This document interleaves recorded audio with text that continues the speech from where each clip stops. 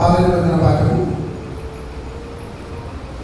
కీర్తనలు 27వ అధ్యాయము మొదటి నుంచి మొదటి వచనం. సంకీర్తన 27వ అధ్యాయము మొదటి వచనం మన మధ్యనున్న జాలాది సురేష్ గారు వచ్చి చదివించుకుంటున్నారు. సంకీర్తన 27 మొదటి వచనం జాలాది సురేష్ గారు వచ్చి చదివించుకుంటారు.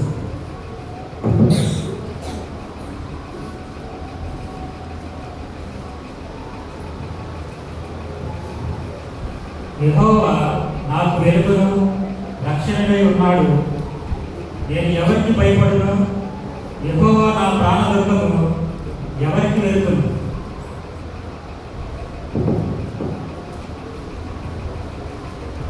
వాక్యాన్ని చదివిన జాలర్ సురేష్ గారికి ప్రభు పేటలో ఉంది. కొత్త నిబంధన యోహాను సువార్త 14వ అధ్యాయము మొదటి నుంచి 6వ వచనంలో గురువిందల దుర్గా వచ్చి చదివించగలరు. యోహాను సువార్త 14వ అధ్యాయము 1 నుంచి 6వ వచనంలో గురువిందల దుర్గా వచ్చి చదివించగలరు.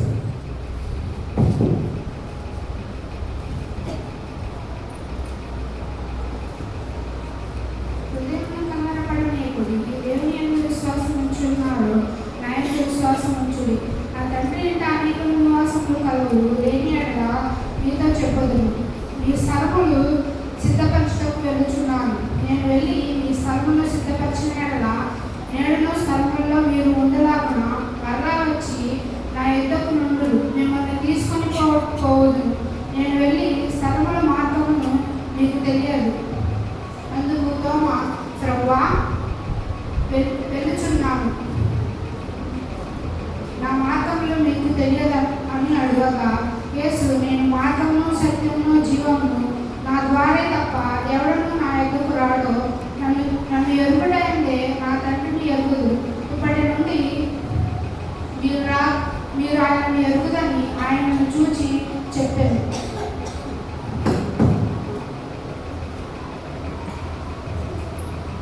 ప్రభుత్వ నిబంధన పాఠ్యం చదివిన దుర్గా గారికి ప్రభు పేరు మంగళం. ఓ ప్రభువా మమ్మల్ని కనికరింపు.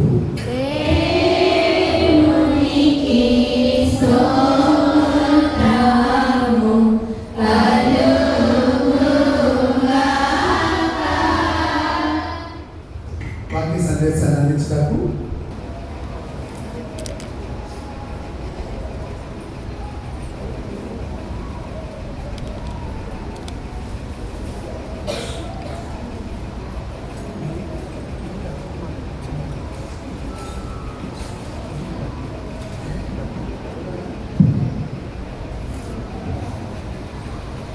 క్రీస్తునందు ప్రియ దేవుని సంగమా,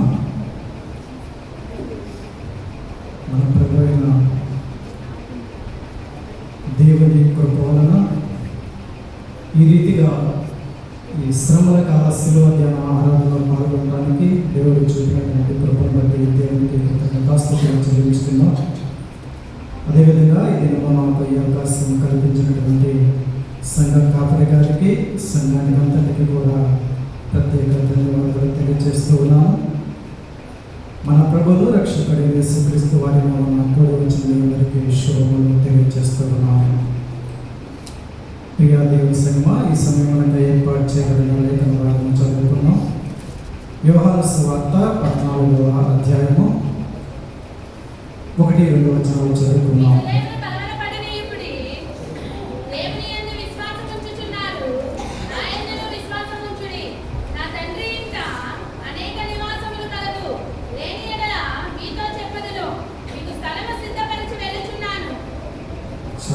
ప్రార్థించుకున్నాం. మమ్మల్ని మిక్కిలిగా ప్రేమించిన మా ప్రియ పరలోకపు తండ్రి, మీ శ్రేష్టమైన నామమును బట్టి వందనాలు, స్తోత్రాలు ప్రభా. గత కాలం అంతే తండ్రి కాచి కాపాడి కృపలో భద్రపరిచి ఈ రీతిగా తండ్రి చిన్న మందిగా తండ్రి మేమందరం కూడా నీ సన్నిధానంలో కూడుకొని నేను మహింపరచడానికి మీరు చూపిన కృపను బట్టి వందనాలు, స్తోత్రాలు ప్రభా.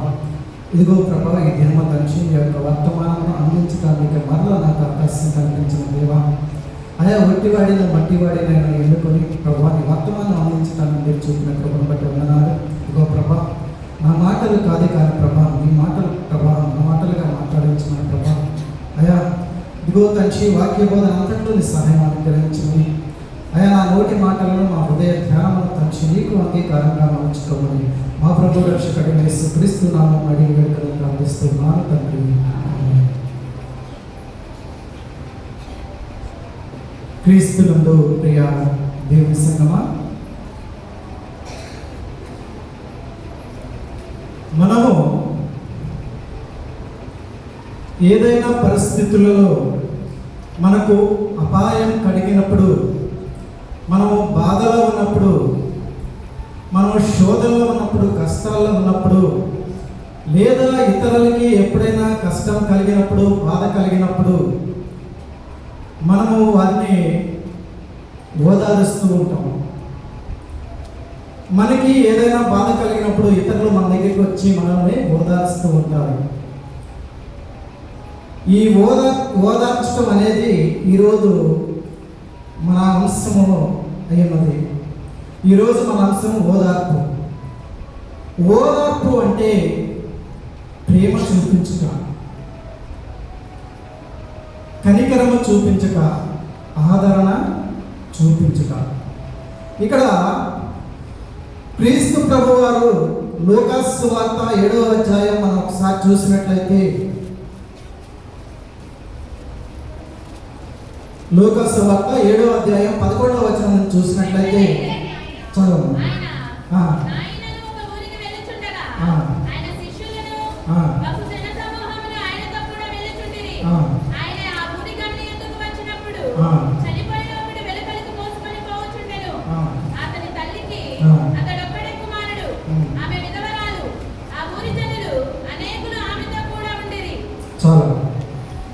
ఇక్కడ యేసు ప్రభువారు నాయనను ఒక ఊరికి తన శిష్యులతో కలిసి వెళ్తూ ఉన్నాడు. ఆ ఊరిలో ఒక విధవరాలు ఉంది. ఆ విధవరాలికి ఒకే ఒక కుమారుడు, అతను కూడా యవ్వనస్తుడై ఉన్నాడు. ఆ కుమారుడు చనిపోయి ఆ కుమారుడిని సమాధి చేయటానికి ఆ ఊరి నుంచి బయటికి తీసుకొస్తూ ఉన్నారు, ఆమెతో పాటు ఆ జనం అంతా కూడా. అయితే యేసు ప్రభువు వారు ఆ ఊరికి వెళ్తూ ఉన్నారు. ఆ వెళ్తూ ఉన్నప్పుడు ఆయనకి ఆ చనిపోయినటువంటి ఆ శవం ఎదురుస్తూ ఉంది. అయితే ఇక్కడ ఈ సన్నివేశాన్ని గ్రహించినటువంటి యేసు ప్రభువు వారు, ఈ యొక్క సన్నివేశాన్ని చూసినటువంటి యేసు ప్రభువు వారు ఆ తల్లి పడుతున్నటువంటి బాధను, ఆ తల్లి పడుతున్నటువంటి శోధన గ్రహించి ఇక్కడ యేసు ప్రభువు వారు ఆ శవమును, ఆ చనిపోయినటువంటి ఆ యవనస్తుడు ఆపి అతను ముట్టగానే, యవనస్తుడా, కుమారుడా లే, పనికానగానే, చిన్నవాడా లే అనగానే ఆ కుమారుడు లేచి బ్రతికినట్లుగా ఇక్కడ చూస్తూ ఉన్నాం ప్రియ దేవుని బిడ్డలారా. అంటే ఆమె యొక్క స్థితి ఇక్కడ ఏంటి అనేది చూశాడు యేసు ప్రభువారు. ఆమె ఏ పరిస్థితిలో ఉంది, ఏ స్థితిలో ఉంది, ఆమెకు ఒక్కడిగా ఉన్నటువంటి యవనస్తుడు కోల్పోయి ఎంతో శోధన బాధను అనుభవిస్తాడని గ్రహించి అతను ఆమెను ఓదార్చి, ఆమె ఎందు కనికరపడి ఆమెను ఓదార్చినట్లుగా ఇక్కడ చూస్తూ ఉన్నాం ప్రియ దేవుని బిడ్డలారా. ప్రియ దేవుని సంగమా, మనము బాధలో ఉన్నప్పుడు, శోధనలో ఉన్నప్పుడు, కష్టాల్లో ఉన్నప్పుడు, నష్టాల్లో ఉన్నప్పుడు దేవుడు మనల్ని ఓదార్స్తూ ఉంటాడు, కనికరము చూపిస్తూ ఉంటాడు.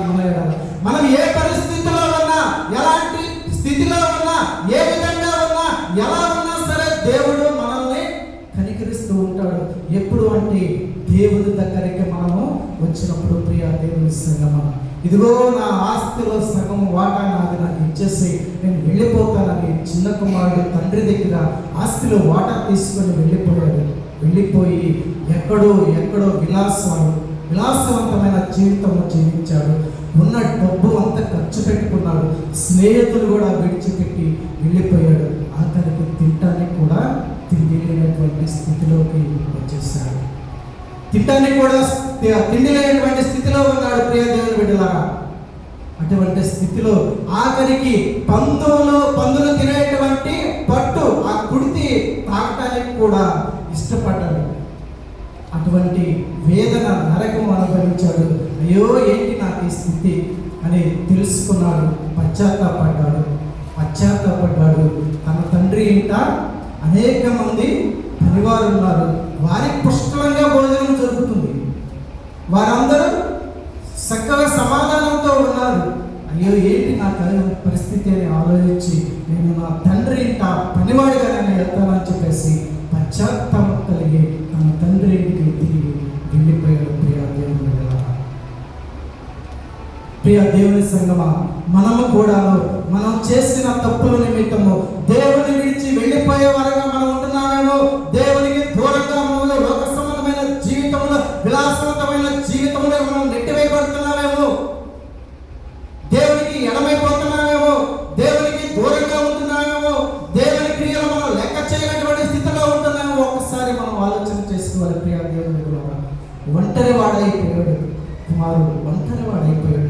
ఎవరు లేరు, ఆదరించేవారు లేరు, కనికరించేవారు లేరు, దిక్కు చూస్తున్నటువంటి స్థితిలో ఉన్నారు. ప్రియ దేవుని సంగమా, ఇదిగో నేను ఎలా ఉన్నాను అయా, నేను ఇంకా ఈ జీవితం జీవించలేను, నాకు ఈ నరక వేదన వద్దు, నాకు ఈ బాధలు వద్దు, కష్టాలు నష్టాలు వద్దు, నేను జీవించలేదు, నేను అంధకారంలో కూడుకొని పోయాను అని చెప్పేసి మనం అనుకుంటున్నాను. ప్రియ దేవుని బిడ్డలా, అటువంటి స్థితిలో దేవుడు నిన్ను లేవనెత్తుతాడు. ప్రియ దేవుని బిడ్డలా, ఆయన సన్నిధానంలో నువ్వు ఎప్పుడైతే వస్తావో, ఆయన మార్గంలో నువ్వు ఎప్పుడైతే వస్తావో, ఆయన నిన్ను లేవనెత్తుతాడు. ఆయన కనికరము చూపి నిన్ను ఓదార్స్తాడు, తన కౌగిలిలో నిన్ను చేర్చుకుంటాడు. ప్రియ దేవుని బిడ్డలా, ప్రియమైన దేవుని సంగమా, ఒంటరిగా ఉన్నానని నువ్వు ఎప్పుడు కూడా బాధపడవు. నాకెవరు లేరు, నాకు బంధువులు లేరు, స్నేహితులు లేరు, అన్నదమ్ములు లేరు, అక్కచెల్లెలు లేరు, బిడ్డలు లేరు, తల్లిదండ్రులు లేరు, ఎవరైనా నువ్వు అనుకున్నావు, ఎవరు నన్ను ఆదరించలేదు, ఎవరు నన్ను కనికరించలేదు, ఎవరు నన్ను ఓదార్చే స్థితిలో లేరు నువ్వు ఆలోచన చేస్తున్నావేమో, అటువంటి స్థితిలో లేనా నువ్వు ఒంటరిగా ఉన్నా సరే దేవుడు నిన్ను ఓదారుస్తాడు. ప్రియ దేవుని బిడ్డలారా, ఒక్కసారి మనం కూడా దేవుని యొక్క ఓదార్పును పొందే వారికి ఉండాలంటే దేవుని మార్గంలో మనం నడవాలి. దేవుడు చెప్తున్నాడు, నేనే మార్గంలో సత్యము జీవమని చెప్తున్నాడు. ప్రియ దేవుని ఒంటరినై తోడు లేక దూరమై తిని, ఓదార్చేవారు లేక పారమై తిని, ఒంటరినై తోడు లేక దూరమై తిని, ఓదార్చేవారు లేక పారమై తిని, తండ్రి నీ తోడు లేక మోడునై తిని, తండ్రి నీ తోడు లేక మోడునై తిని, నీ తోడు దొరికాక చిగురించి తిని, నీ తోడు దొరికాక చిగురించి తిని, నీవుగాక ఎవరు నాకు లేరయ్యా, నీవుగాక ఎవరు నాకు లేరయ్యా, నీవే నీవే నా ప్రాణము, నీవే నీవే నా సర్వము, నా ప్రాణ ప్రియుడా నా యేసయ్యా, నన్ను కన్న తండ్రి నా యేసయ్యా. యెషయా ముద్దు నుండి చిగురు ఫలించినట్లుగా క్రీస్తు వారిని మన హృదయంలో చిగురించుకోవాలి. చిగురించుకున్నప్పుడు మన హృదయంలో క్రీస్తును చిగురించుకుంటే అది ఫలిస్తుంది. ప్రియ దేవుని బిడ్డలారా, యోబు యొక్క పరిస్థితి మనం చూసినట్లయితే యోబు గ్రంథం 42వ అధ్యాయం 10వ వచనం ఒకసారి చూసినట్లయితే, యోబు యొక్క పరిస్థితి మనందరికీ తెలుసు. యోబు యొక్క జీవితం అంతా కూడాను కష్టాలు బాధలతో కూడుకుని ఉన్నటువంటి జీవితము. దేవునికి సాతానికి మధ్యన జరిగినటువంటి సంభాషణలో యోబుని గురించి దేవుడు సాతానికి ప్రస్తావిస్తాడు. నేను నీ యొక్క బిడ్డను నేను నాశనం చేస్తానని చెప్పినప్పుడు యోబుని ఉదాహరణగా చెప్తాడు దేవుడు. ఇక యోబుని గురించి చెప్పినప్పుడు, అతడు నీకు అన్నీ ఇచ్చావు కదా, అతడు నిన్ను అందుకే నీకు సమస్త ఆస్తి అంతస్తులు అన్నీ ఇచ్చావు కాబట్టి దేవుడు యోబు నిన్ను కొలుస్తాడని చెప్పేసి సాతాను దేవునితో మాట్లాడుతూ ఉంది. కానీ ఒకసారి అవన్నీ తీసివేయి, యోబు నా దగ్గరికి వచ్చేస్తాడు, నిన్ను మర్చిపోతాడని చెప్పేసి సాతాను దేవునితో వాదిస్తున్న స్థితిలో దేవుడు సాతానికి కండిషన్ పెట్టి యోబుని సాతానికి అప్పగిస్తాడు. అతని ప్రాణ ప్రాణానికి ఎటువంటి ప్రమాదం లేకుండా, అతని ప్రాణానికి ముప్పు లేకుండా, అతనికి కలిగిన సమస్తం నీ వశమై ఉన్నది. అతని ఆస్తి అంతస్తు మొత్తం కూడా నువ్వు ఏమన్నా చెయ్యి, అతని ప్రాణాన్ని మాత్రం తీయకుండా జాగ్రత్తగా కాపాడని చెప్పినప్పుడు ఎప్పుడు మొదలవుతుంది సాతాను స్టార్ట్ చేస్తాడు, వేపుకి కష్టాలు చేస్తాడు. అతని సైనికులు పనివారు అంతా కూడా చనిపోతారు. తనకున్నటువంటి ఆస్తి అంతస్తు మొత్తం పోతుంది. తనకు కలిగినటువంటి కుమారులు కుమార్తెలు అందరూ కూడా చనిపోతారు. చివరికి తను కట్టుకున్న భార్య అందరూ కూడా విడిచిపోతారు. స్నేహితులు అందరూ కూడా విడిచిపోతారు. అప్పుడు వెళ్ళిపోయినప్పుడు యోబు దిగంబరిని తనకు ఉన్నటువంటి తలచున్నటువంటి ఇంద్రులు గొడిగించుకొని నేను దిగంబరిగా దిగంబరిగానే వెళ్ళిపోతానని చెప్పేసి మాట్లాడుతూ ఉన్నాడు. అయితే అనేక మంది ఆ అక్క చెల్లెళ్ళు స్నేహితులు అతన్ని ఎన్నోసార్లు వచ్చి నువ్వు సాతాను ఇంకా శోధిస్తూ ఉన్నది, రా నా దగ్గరికి రా అని చెప్పేసి, నాకు యెహోవా ఇచ్చాడు, యెహోవా తీసుకున్నాడు, నాకు దేవుడిచ్చాడు, దేవుడే తీసుకున్నాడు, నేను దేవుణ్ణి విడిచిపెట్టను అని చెప్పేసి యోబు యొక్క నీతి ఇక్కడ మనకు కనిపిస్తుంది. ప్రియా దేవుడు వెళ్ళారా 42 అధ్యాయం 10వ వచనం.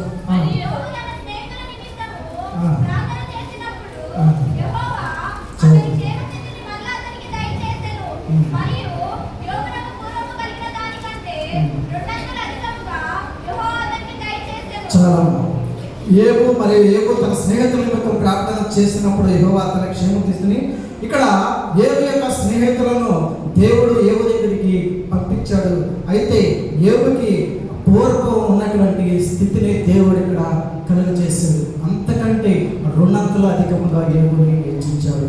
ఎందువల్లంటే యోబులో ఉన్నటువంటి నీతి వలన, యోబులో ఉన్నటువంటి యథార్థత వలన, యోబులో ఉన్నటువంటి న్యాయం వలన యోబుని అంతకంతగా దేవుడు హెచ్చించినట్లుగా మనం చూస్తూ ఉన్నాం. ప్రియ దేవుడి బిడ్డ, ఏ అక్క చెల్లెళ్ళైతే వదిలిపోయారు, ఏ స్నేహితులైతే వదిలిపోయారో వారు మరలా యోబు దగ్గరికి వచ్చి ఆ వారు కూడా అతనికి కానుకలు అర్పించినట్లుగా ఇక్కడ మనం చూస్తూ ఉన్నాం. ప్రియ దేవుడి బిడ్డలారా, మనం ఎటువంటి న్యాయంతో మనం ఉన్నాము, ఎటువంటి యథార్థత దేవునిలో యథార్థత కలిగి ఉన్నామా, దేవునిలో నీతిని కలిగి ఉన్నామా లేదా అని చెప్పేసి మనం ఒక్కసారి పరిశీలన చేసుకోవాలి. ప్రియ దేవుని బిడ్డలారా, ప్రయాసపడి భారం వచ్చిన సమస్త జనులారా దగ్గరికి రండి, నేను మీకు విశ్రాంతి కలుగ చేస్తాను అన్నాడు.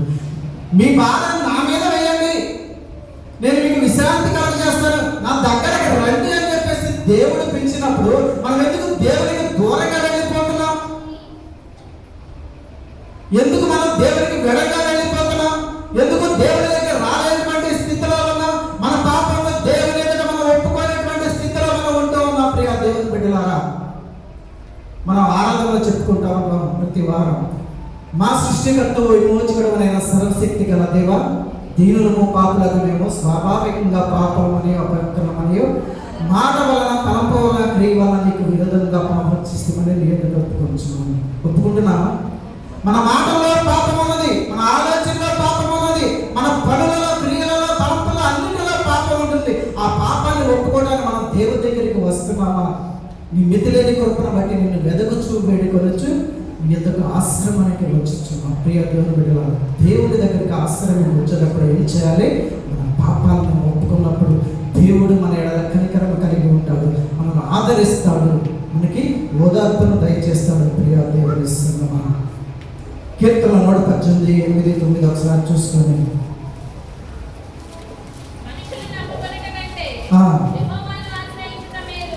మనుషులను నమ్ముకున్నట్టు కంటే యెహోవాను ఆశ్రయించుట మేలు, రాజులను నమ్ముకున్నట్టు కంటే యెహోవాను ఆశ్రయించుట మేలు. ఎవరు నమ్ముకోవాలి? యెహోవాను నమ్ముకోవాలి. కానీ మనం ఏం చేస్తాం? మనుషుల దగ్గరికి వెళ్తాం. మనుషులు ఎంతవరకు సహాయం చేస్తారు? కొంతవరకే సహాయం చేస్తాడు. కానీ దేవుడు నీకు ఎప్పుడు అడిగినా ఇస్తానే ఉంటాడు.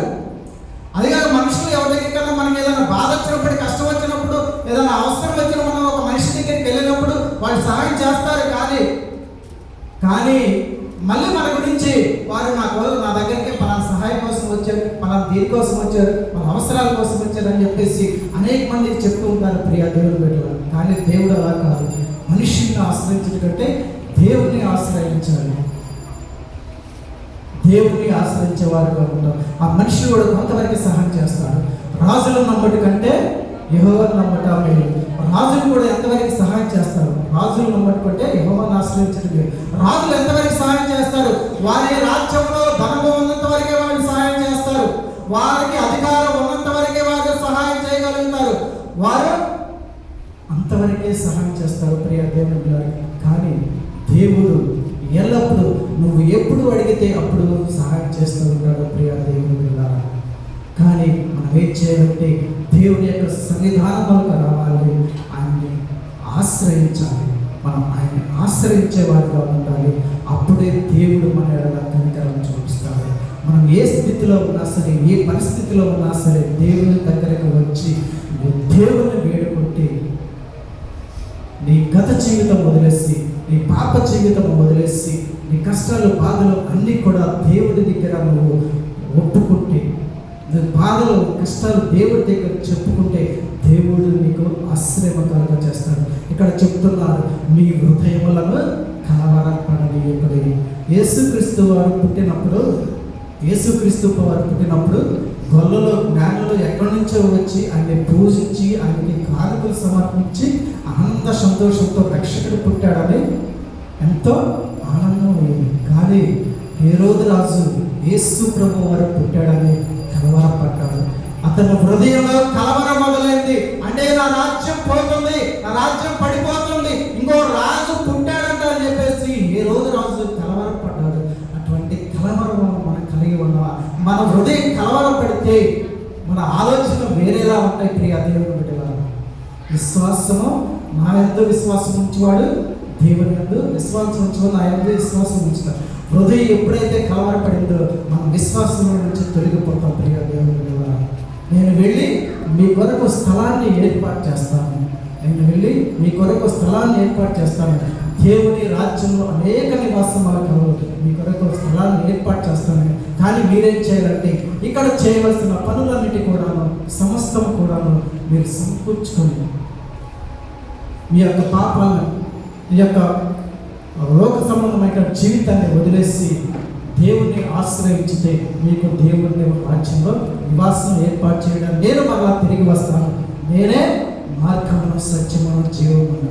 మీకు మార్గం చూపించేవాడు నేనే, మీకు నీతిని న్యాయాన్ని అనుసరించి చేసేటట్టు వాడిని నేనే, మీకు జీవమును జీవాహారమైనటువంటి వాడిని నేనే. ఇవన్నీ కలుగు చేసేవాడు నేను ఉండగా మీరు వేరే నరకలో ఎందుకు వెళ్తున్నారు? వేరే సంబంధమైనటువంటి లోకంలో మీరు ఎందుకు జీవిస్తున్నారు? వేరైనటువంటి నీతిని న్యాయాన్ని లోక సంబంధమైన వాటి కొరకు ఎందుకు పాకులాడుతున్నారు అని చెప్పేసి ఇక్కడ దేవుడు చెప్తున్నాడు. ప్రియ దేవుని బిడ్డలారా, ఇక్కడ ఒక 3 విషయాలు గమనించినటువంటి విధవరాలు యొక్క పరిస్థితి, ఆమె యొక్క స్థితిని చూచి ఆమె అందుకు కనికరపడి ఆమెను ఓదార్చాడు.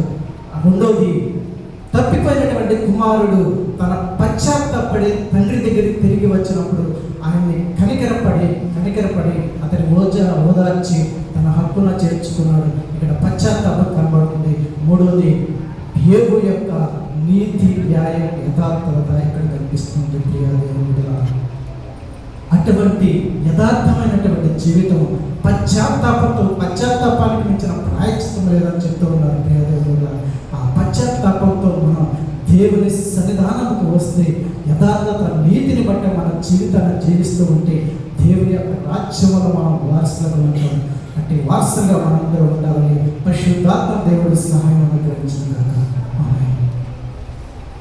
ఈ అవకాశం కల్పించినటువంటి మరి అధ్యక్షుడు రమేష్ గారికి, సంఘ కాపర్ గారికి, సంఘమంతటి కూడా మరొకసారి ప్రత్యేకంగా మనం తెలియజేస్తున్నాం.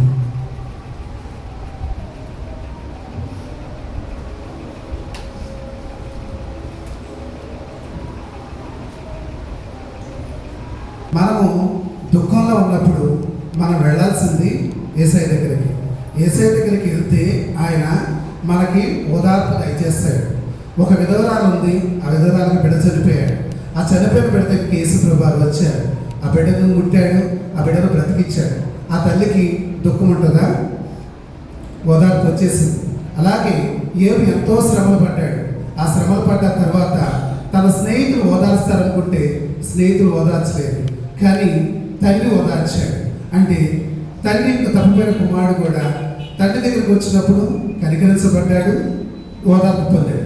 కనికరం గలవారు ధన్యులు, వారు కనికరించబడ్డారు. అంటే మనము ఏ తీర్పు తీస్తామో ఆ కొలత ప్రకారమే మనకు కూడా దేవుడు దయచేస్తాడు. ఎవరినైనా మనము దుఃఖంలో ఉన్నప్పుడు ఓదార్చే స్థితిలో ఉన్నామా? లేదు, నువ్వు చేసిన పాపానికి, నువ్వు చేసిన దోషానికి శిక్ష వచ్చిందని వాళ్ళ హేళన చేసే స్థితిలో ఉన్నావా? స్నేహితులు ఇద్దరు ఉన్నారు, దావీదు, యోనాతాను. దావీదుకి కష్టం వచ్చినప్పుడు యోనాతాను చాలా ఓదార్పు పొందాడు. కానీ ఏబు కష్టం వచ్చినప్పుడు తన స్నేహితులు నువ్వు ఏ తప్పు చేస్తావో నీకు ఈ కష్టం వచ్చిందని చెప్పేసి ఆ మనిషిని తన తప్పులను ఎత్తి చూపాలని చూశాడు. అంటే మనం తప్పులు ఎత్తి చూపేవారిగా ఉన్నామా? లేదు, నా స్నేహితుడికి కష్టం వచ్చింది, ఆయన ఓదార్స్తామన్నామా? ఓదార్చబడితే దేవుడు మనల్ని వచ్చి ఓదార్స్తాడు. అలా కాకుండా వాళ్ళ తప్పుని ఎత్తి చూపే విధంగా మనం ప్రవర్తిస్తే దేవుడు కూడా మన తప్పుల్ని ఎత్తి చూపుతాడా లేదా? ఏ కొలతతో కొలతావో ఆ కొలతతోనే నీకు కొలవబడతావు. చక్కగా మన అందరికీ అర్థమయ్యే విధంగా ఓదార్పు గురించి సత్యానంద గారు వివరించి చెప్పినందుకు ప్రభు బయట మరొకసారి వందనాలు. అందరూ నేర్చినందుకు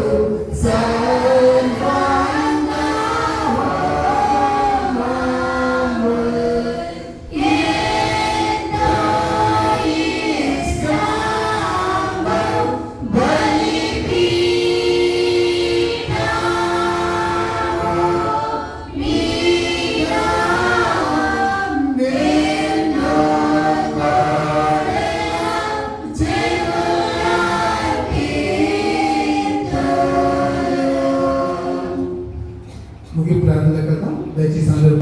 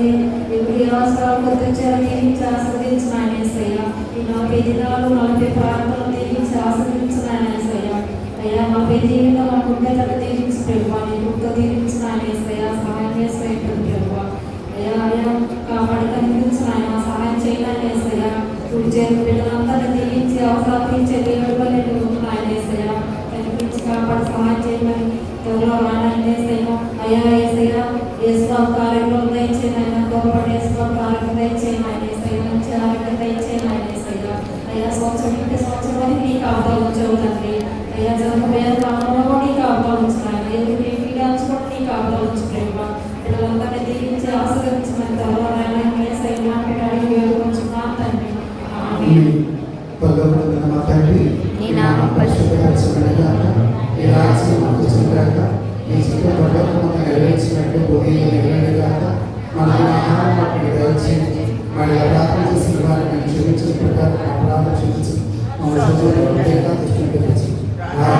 శక్తి మహిమ నిరంతరం నీకు నా తండ్రి. ఆమేన్. తండ్రి యొక్కయు కుమారుని యొక్కయు పరిశుద్ధాత్మ యొక్కయు త్రియేక దేవుని దీవెన ఇప్పుడున్న వారందరిపైనను రాలేక వెనుకబడి ఉన్న బిడ్డలందరిపైనను ఉండనుగాక. ఆమేన్.